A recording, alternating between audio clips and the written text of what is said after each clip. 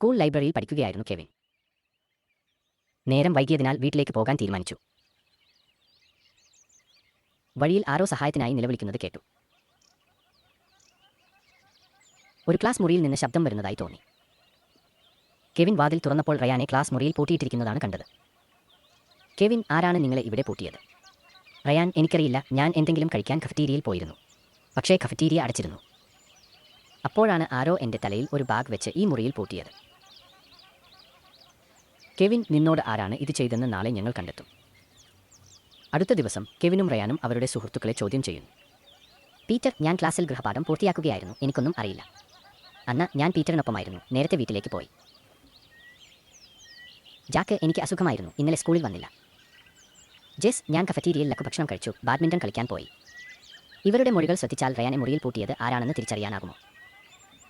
കഫറ്റീരിയയിൽ ലഘുഭക്ഷണം ഉണ്ടായിരുന്നെങ്കിലും കഫറ്റീരിയ അടച്ചിട്ടിരിക്കുകയാണെന്ന് ജെസ് പറഞ്ഞു. അവൾ നുണ പറഞ്ഞു റയാനെ മുറിയിൽ പൂട്ടിയിട്ടു.